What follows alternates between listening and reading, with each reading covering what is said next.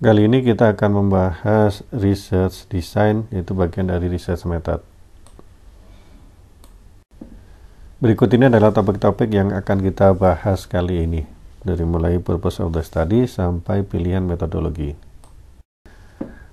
Research design ini adalah blueprint ataupun rencana dari pengumpulan data, kemudian pengukuran, kemudian analisis, yang nantinya digunakan untuk menjawab research question. Jadi intinya adalah memilih dari berbagai opsi yang ada sehingga penelitian ini bisa dijalankan.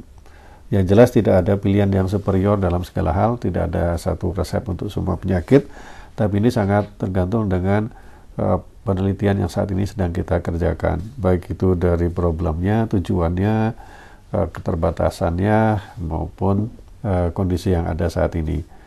Ini sangat tergantung dari hal-hal tersebut. Apa isi dari research design tadi? Ada berbagai hal ya, ada 9 hal di sini. Yang pertama purpose of the study, tujuannya ini sesuai dengan research question ya. Kemarin ini ada 3 tipe, exploratory, deskriptif maupun kausal. Kemudian strategi risetnya seperti apa yang akan kita pilih, kemudian interferensi dari researcher, kemudian settingnya seperti apa, unit analisisnya, time horizon, kemudian pengukuran dan sampling design, dan pengumpulan data, metode pengumpulan datanya. Kita kali ini akan hanya sampai ke time horizon aja. Yang pertama adalah purpose of the study, ini sesuai dengan tipe dari research question, yaitu exploratory, deskriptif, dan kausal. Nah, exploratory ini kita lakukan bila kita tidak punya informasi yang banyak tentang hal tersebut, misalkan belum banyak penelitian yang sebelumnya. Misalkan tiba-tiba customer kita pindah ke produk yang lain. Ya, kenapa nih? Ya, kira-kira kita belum tahu dan belum ada penelitian sebelumnya, kita lakukan exploratory study. Yang kedua adalah descriptive study, ya ini digunakan untuk memperoleh informasi atau mendeskripsikan karakteristik dari hal-hal yang ingin kita bahas atau sedang menjadi perhatian kita. Misalkan manajer bank itu ingin melihat siapa sih nasabah yang biasanya membayar tidak tepat waktu atau menunggak pembayaran. Nah, ini dilakukan studi dengan cara melihat pendapatannya, umur, pekerjaan, dan lain sebagainya. Ini descriptive study. Perlu diketahui ini termasuk yang correlational study ya, descriptive study. Jadi correlational adalah bagian dari descriptive study yang menunjukkan hubungan antara beberapa variabel. Nah, yang ketiga adalah causal study, atau kalau di sekarang ini disebutnya dengan hypothesis testing. Nah, ini tolong jangan dikacaukan dengan pengertian hipotesis ya. Sebenarnya descriptive study juga ada hipotesisnya, tapi beda dengan ini. Yang ini adalah khusus untuk causal study, di mana harus meyakinkan bahwa ada hubungan sebab dan akibat. Jadi bukan hanya ada hubungan ya, tapi ada hubungan sebab akibat. A menyebabkan B. Nah, ini harus kita yakinkan. Nah, ini penting. Misalkan perusahaan ingin meningkatkan penjualannya. Gimana caranya? Dengan cara misalkan dengan iklan. Apakah iklan bisa menaikkan penjualan? Nah, ini kita harus benar-benar menguji apakah ada hubungan sebab akibat, bukan karena hal yang lain. Untuk menegaskan bahwa ada 2 tipe investigasi, yaitu korelasional dan kausal, di mana korelasional ini adalah bagian dari descriptive study yang fokusnya adalah mengidentifikasi faktor-faktor yang berhubungan dengan dependent variable atau problemnya.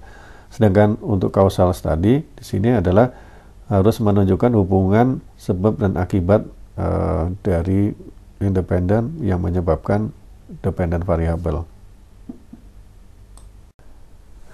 Bagian kedua adalah research strategi. Ada beberapa strategi yang bisa dilakukan. Strategi yang pertama adalah eksperimen. Ini untuk causal relationship harus ya. Jadi bukan untuk exploratory dan deskriptif. Kalau kausal itu kita harus meyakinkan bahwa independent variabelnya ketika dimanipulasi akan berubah dependent variabelnya, sehingga kita harus melakukan eksperimen. Kemudian ada juga survei research, yaitu mengumpulkan informasi dari atau tentang orang untuk mendeskripsikan atau membandingkan atau yang tentang pengetahuan, tentang sikap, tentang perilaku, dan lain sebagainya. Biasanya dilakukan dalam bentuk kuesioner ataupun interview. Ada juga etnografi, ini untuk di bidang sosial, bukan di bidang ekonomi. Jadi untuk mengetahui perilaku dari suku-suku tertentu, dan tidak kita bahas di sini. Kemudian ada lagi case studies, di sini fokusnya adalah mengumpulkan informasi tentang objek atau kejadian atau aktivitas yang spesifik tentang satu perusahaan, satu bisnis unit, satu daerah, ataupun satu negara, sehingga kita bisa mendapatkan gambaran yang lebih menyeluruh atau lebih lengkap tentang hal tersebut. Ada lagi grounded theory, di mana kita mulainya bukan berasal dari teori, tapi kita mulai dari fakta.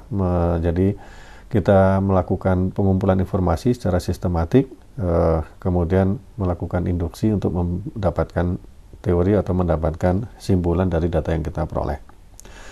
Yang terakhir adalah action research, di mana kita tidak hanya meneliti, tidak hanya melihat, tapi juga melakukan perubahan ya. Jadi kalau di sini sebenarnya plan change, yaitu proyeknya ini tujuan akhirnya adalah mengubah, sehingga ketika di tengah jalan belum terjadi atau perubahannya belum seperti yang diinginkan, kita bisa mengubah atau melakukan intervensi sehingga kita ujungnya bisa melakukan perubahan tadi, dan ini dituliskan dalam action research ya kan, untuk mendapatkan solusi-solusi baru.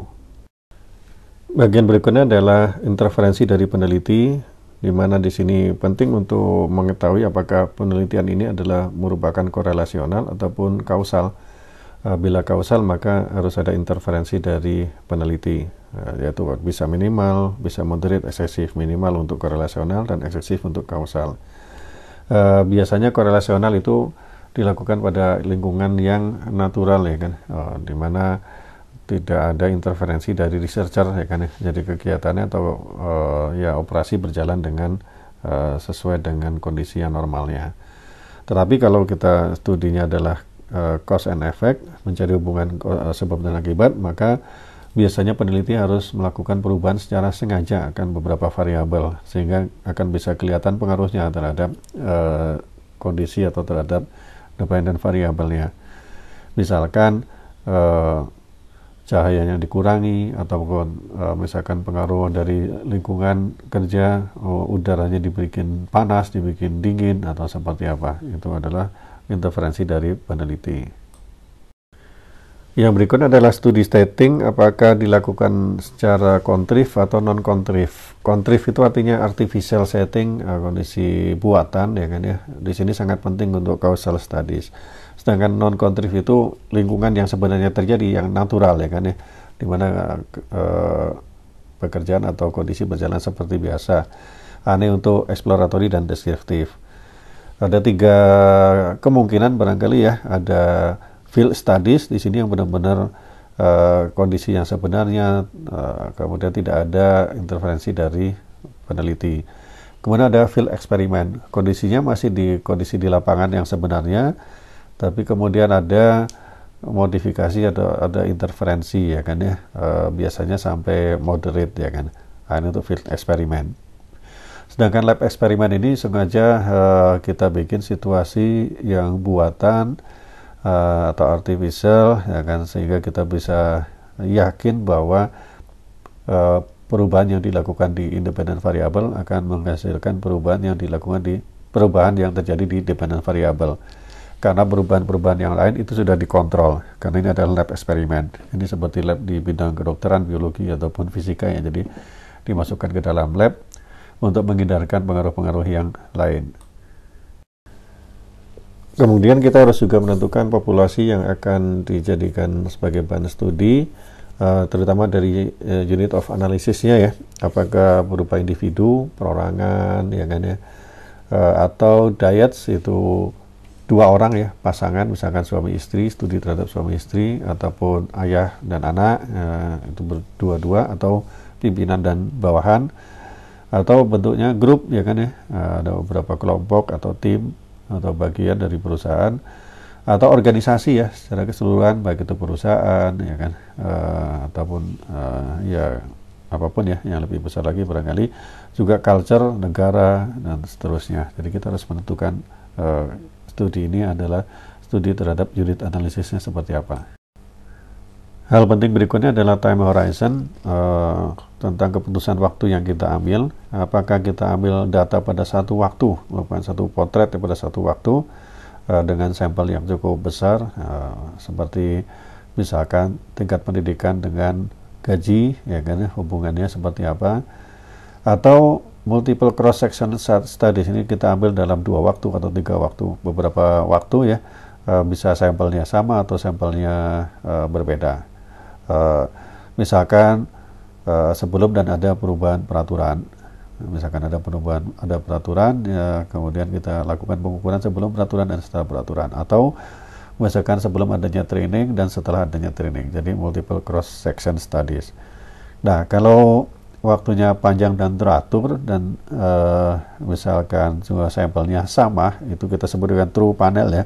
Ini termasuk bagian dari longitudinal studies. Jadi diukur dari berbagai poin waktu, ya kan, dengan sampel yang sama barangkali ya, ini untuk true panel. Seperti kita lihat kinerja perusahaan dari tahun 2010 sampai 2018 misalkan. Ini adalah true panel atau longitudinal studies. Bagian berikutnya adalah metode yang digunakan. Ada 2 metode utama, yaitu kuantitatif dan kualitatif. Untuk kuantitatif itu pembuktiannya adalah menggunakan angka ya, baik itu berupa data statistik, berupa gambar, dan lain sebagainya. Pembuktiannya berupa angka atau penjelasannya berupa angka. Atau kualitatif, jadi menggunakan kata-kata atau kalimat ya, untuk menganalisis ya, dan pembuktiannya. Ini biasanya untuk mendevelop framework ataupun teori ya, kualitatif. Atau ada juga yang dua-duanya digunakan, yaitu kuantitatif dan kualitatif. Ini digunakan untuk barangkali yang tidak cukup kuantitatif saja atau tidak cukup kualitatif saja.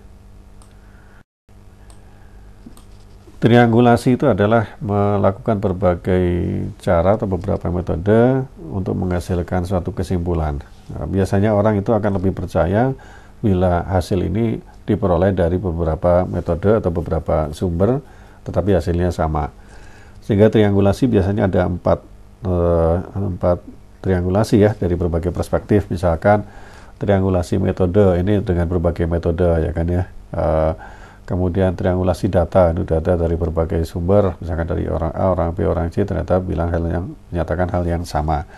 Researcher triangulation ini juga sama, misalkan mewawancari satu orang, kemudian hanya ada satu researcher, barangkali ada subjektivitas yang ada di situ. Tapi ketika ada 2 orang atau 3 orang interviewer, sehingga hasilnya bisa dianggap lebih valid. Kemudian ada teori triangulation, yaitu menggunakan beberapa teori atau perspektif untuk menjelaskan atau menginterpretasikan data.